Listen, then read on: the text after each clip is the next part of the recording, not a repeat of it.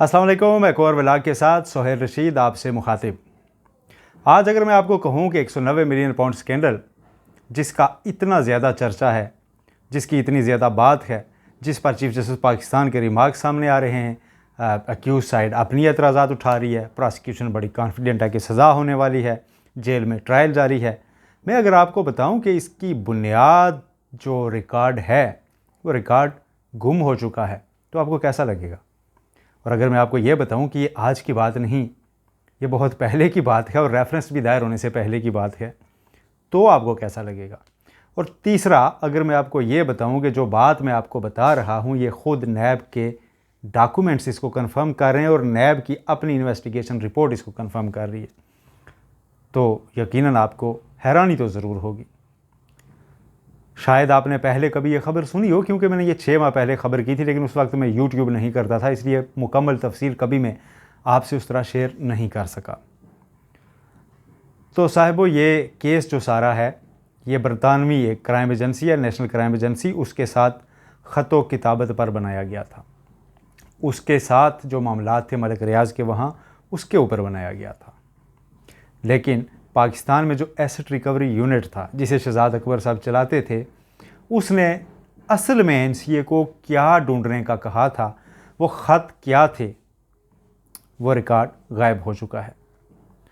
और मज़ीद हैरानी ये है कि नैब ने अपनी इन्वेस्टिगेशन रिपोर्ट में जो रेफरेंस के साथ दायर की जाती है उसमें ख़ुद ये माना है कि वो रिकॉर्ड दस्तयाब नहीं है, और साथ उसमें जो मज़ीद तफसीलात क्या हैं वो भी आपके सामने रखेंगे। और आज की इस वीडियो में इमरान खान से जुड़ा एक और केस जो तोशा खाना है, तो उसकी जो घड़ी का बहुत चर्चा था उससे मुतालिक भी कुछ नई चीज़ें आपके सामने रखेंगे।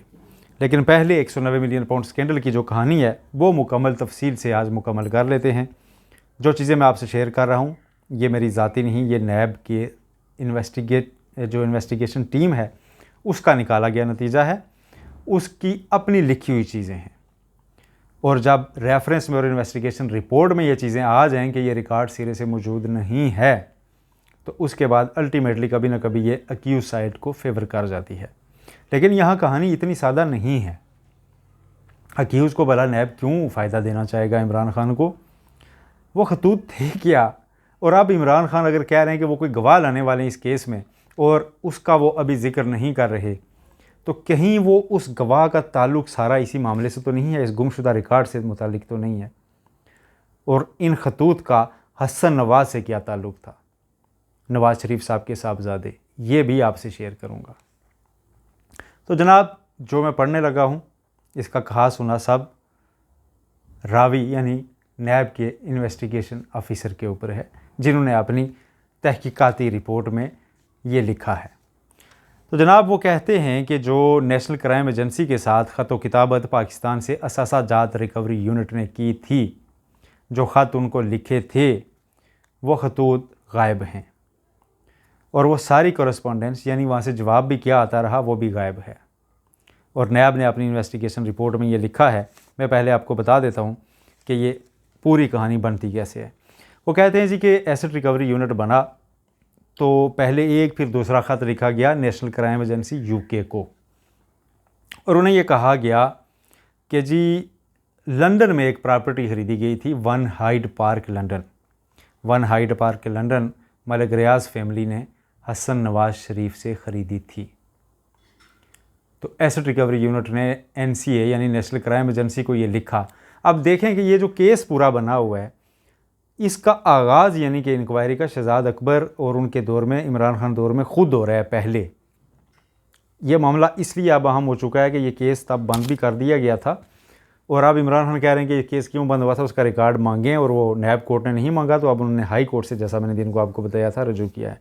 तो अगेन हम उधर निकल जाते हैं, कहानी पे आते हैं। तो इन्वेस्टिगेशन रिपोर्ट में ये लिखा है जी कि पहले 2 खतूत जो हैं वो एनसीए को लिखे गए, one Hyde Park London property और मनी लॉन्ड्रिंग तहकीकात से आगाह किया गया। एसेट रिकवरी यूनिट ने उन्हें यह बताया कि ये जो वहाँ आपके यहाँ ये सौदा हुआ था, एक जो ये फ्लैट ख़रीदा गया था महंगे दामों, इसकी हम तहकीकात कर रहे हैं कि ये रकम कहीं मनी लॉन्ड्रिंग से बाहर तो नहीं गई, ये नवाज शरीफ साहब के साहबजादे से जो फ्लैट ख़रीदा गया, इस आड़ में बुनियादी तौर पर इतने हाई रेट पर ख़रीदने के लिए यहाँ से मनी लॉन्डर करके वहाँ पे जाके उसे लीगलाइज़ करने की कोशिश तो नहीं है। तो एनसीए को बताया गया जी कि ये हम इंक्वायरी कर रहे हैं, तो आप भी देखें इस मामले को, उनको आगाह कर दिया गया। इसी दौरान होता यह है कि तफ्तीशी रिपोर्ट के मुताबिक होता यह है कि जी अली रियाज़ मलिक, जिन्होंने वहाँ पे ये सारा सौदा किया हुआ था, उन्होंने किसी एमनेस्टी स्कीम में गालबन ये डिक्लेयर कर दिया अपना फ्लैट जी कि मेरा वहाँ भी फ्लैट है। और फिर तीसरा ख़त लिखा जाता है एनसीए को, और एनसीए को ये बताया जाता है कि जी अली रियाज़ मलिक वो फ़्लैट अपना डिक्लेयर कर चुके हैं, इसलिए हम उनके ख़िलाफ़ ये तहकीकात नहीं कर रहे। नायब के तफ्तीशी अफसर लिखते हैं कि ये हैरान कुन वजाहत थी जो दी गई एनसीए को, और ये तासुर देने की कोशिश की गई कि ये बिल्कुल क्लियर हो चुके हैं यहाँ पर। ये नायब का मौक़िफ़ है। लेकिन ये खतूत रिकॉर्ड पर नहीं है। ख़त आखिर कहाँ गए?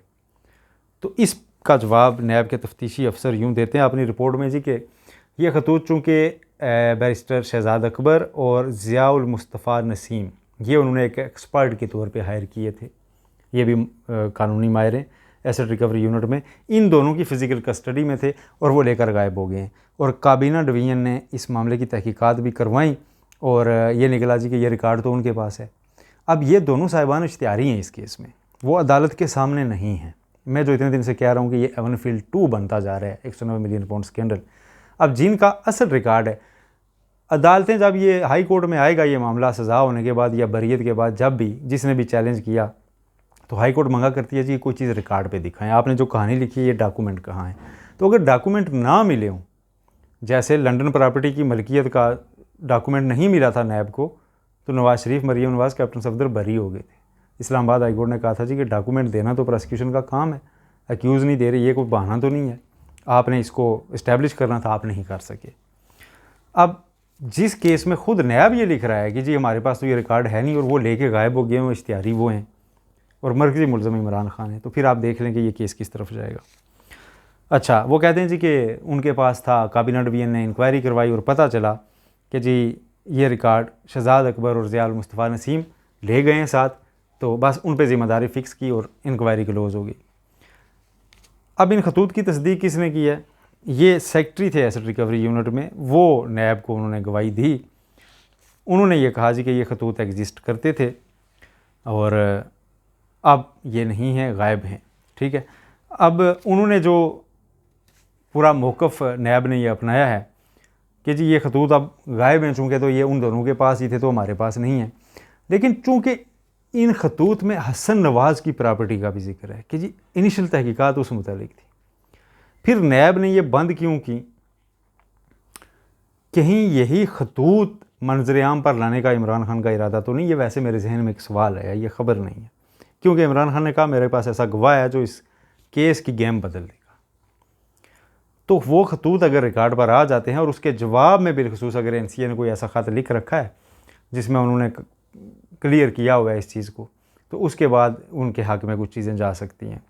लेकिन मेरा ख़्याल ये है कि वो सारी चीज़ें नैब की उस एग्जीक्यूटिव बोर्ड मीटिंग का रिकॉर्ड का हिस्सा हैं और उन दिनों नैब के chairman justice retired Javed Iqbal थे और साबिक जो प्रोसिक्यूटर जनरल थे हुसैन असगर साहब, वो आपको पता है मुस्ताफ़ी हो गए थे, फिर उनको वज़ीर-ए-आज़म हाउस में अकोमोडेट किया गया। उस दौरान के नैब अफसरान और वो रिकॉर्ड, उसमें शायद एनसीए के वो खतूत और एनसीए के साथ हुआ सारा ख़तों का तबादला वो कहीं ना कहीं एसेट रिकवरी यूनिट से नैब के रिकॉर्ड पे हो, इसलिए इमरान खान वो रिकॉर्ड मंगाना चाहते हैं और शायद उससे जुड़ा ही उनका गवाह हो। लेकिन वो दरख्वास्त अभी कबूल नहीं हुई और इस्लामाबाद हाई कोर्ट से उन्होंने रजू किया है। ये पूरी कहानी आपके सामने रखने का मकसद ये था कि नैब का एक और केस भी था आसिफ अली जरदारी साहब के ख़िलाफ़, जो इस वक्त सदर पाकिस्तान है। लेट 90s का केस था और नैब के बनने से पहले से मौजूद था और वो नैब को शिफ्ट हुआ था। उसका रिकॉर्ड भी अदालतों में इधर उधर आने जाने से कहीं मिसप्लेस हो गया था। फिर अल्टीमेटली वो नैब को वो रेफरेंस बंद भी करना पड़ा, इस्लामाबाद हाई कोर्ट से बड़ी सुबकी का भी सामना करना पड़ा और वो कुछ 2 दहाइयों बाद वो केस इस्लामाबाद हाई कोर्ट में लटक रहा था कि रिकॉर्ड लेके और रिकॉर्ड नैब को नहीं मिल रहा था।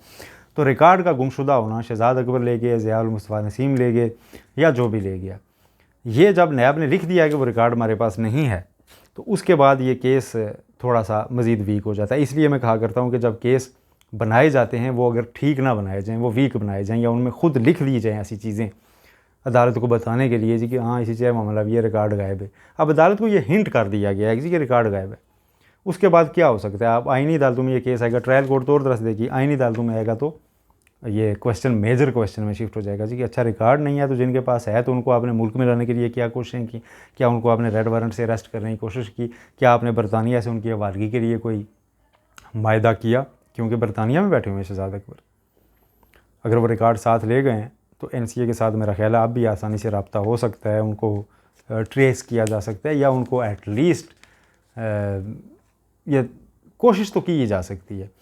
तो इससे पहले अगर ये फ़ैसला आ गया, जो मैं कहता हूँ कि बाकी मरकज़ी मुल्ज़मान इश्तिहारी रखते हुए ये फ़ैसला है, तो शायद ये भी हाई कोर्ट टिक नहीं सकेगा। फिर लोग कहेंगे कि जी रिलीफ मिल रहे हैं इमरान खान को और अदालतें उनके साथ इस तरह जा रही हैं। इन्वेस्टिगेशन रिपोर्ट से मैंने चीज़ें आपके सामने रखी हैं। अच्छा, चलते चलते जी तोशा खाना का जिक्र। तोशा खाना में सबसे ज़्यादा तज़किरा था घड़ी का। घड़ी सऊदी वली अहद ने घड़ी दी, इमरान खान ने बेच दी, और चोरी का माल, प्रेस कॉन्फ्रेंसें की जाती थी, चोरी का माल बेचा गया। आपने हमेशा ये सुना होगा कि चोरी का माल पता चल जाए ना जी कि किसने बेचा और किसे बेचा तो दोनों फंसते हैं। यहाँ पे बात और है।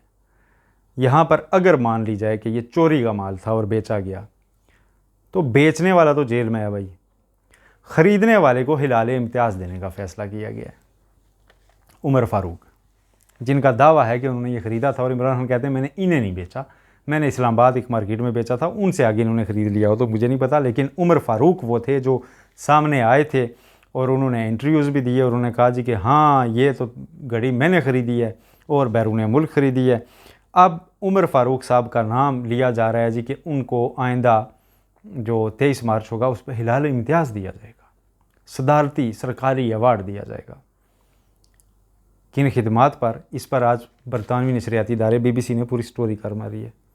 उन्होंने पूरी अपनी एक ख़बर बांधी है इसके ऊपर जी कि इनका नाम कैसे पहुंच गया। अच्छा, जो कमेटी है जो नामों की मंजूरी देती है उसमें ख़बर के मुताबिक एहसन इकबाल जो वफाकी वज़ीर मनसूबाबंदी हैं वो उसको सरबराही करते हैं। लेकिन उनसे जब पूछा BBC ने तो उन्होंने कहा जी कि नहीं, मुझे तो इस चीज़ का इल्म नहीं कि इनका नाम कैसे चला गया। हो सकता है सूबाई सतह से आया हो सकता है वज़ीर-ए-आज़म हाउस में बदला हो सकता है ऐवान सदर में इनका नाम कहीं से डल गया हो। लेकिन उमर फ़ारूक साहब को हिलाल इम्तियाज़ देने का फ़ैसला कर लिया गया है। और उमर फ़ारूक साहब कहते हैं कि $2 मिलियन में उन्होंने ये घड़ी ख़रीदी थी। अमूमन जो केस अब देखें ये तोशा खाना में भी केस कैसे किस तरफ फिर जाएगा। होता यह है कि रिकवरी डाली जाती है। जब पता चल जाए कि फ़लाँ बंदे के पास चीज़ है और सरकारी और चोरी की है तो रिकवरी डाली जाती है। यहाँ हिलाल इम्तियाज़ दिया जा रहा है। और ये तो मुख्तसर ज़िक्र मैंने आपसे किया है, एक डिटेल व्लॉग में करूँगा क्योंकि ये हिलाल इम्तियाज़ कुछ और लोगों को भी दिए जा रहे हैं। किन किन नामों को दिए जा रहे हैं, उनके ऊपर क्या क्या उनकी खिदमात हैं, ये ख़ुद उमर फ़ारूक साहब स्टोरी के मुताबिक इमरान खान दौर में बहुत जो बहुत इंतहाई मतलूब होते हैं ना लोग, उनकी फ़हरिस्त में थे, इश्तिहारी थे। बाद में उनकी हुकूमत ख़त्म होने के बाद ये FIA से क्लियर हो गए और शहजाद अकबर के ऊपर भी इनसे मुतल्लिक कुछ एलिगेशंस लगते रहते थे। लेकिन बाद में घड़ी ख़रीदने वाले के तौर पर इनका नाम सामने आया, गवाह बने और अब हिलाल इम्तियाज़ के हकदार ठहरे हैं। हो सकता है बाद में कोई उनकी खिदमात ऐसी सामने आ जाएं जिनके ऊपर मैं भी कह दूँ जी कि वाकई यार इन्होंने कोई समाजी, कहते हैं जी समाजी खिदमात के ऊपर ये अवार्ड दिया जा रहा है। लेकिन फ़िलहाल तक ऐसी कोई चीज़ सरफेस पे नहीं है। और ये BBC की स्टोरी आपके सामने मैंने एक रखी है। दूसरा मैंने नैब की इन्वेस्टिगेशन रिपोर्ट आपके सामने रखी है। ये जो दोनों चीज़ें हैं इनमें मैं अपने पास से एक भी लफ्ज़ नहीं कह रहा, ये दोनों उसमें लिखी हुई हैं। मैं सिर्फ ये कह रहा हूँ कि जो माजी में केसेस हुए हैं उनमें जब ऐसी चीज़ें हुई हैं तो अल्टीमेटली उन्होंने एक्यूज़ को फ़ायदा दिया है। अपना बहुत ख्याल रखिएगा। अल्लाह हाफ़िज़।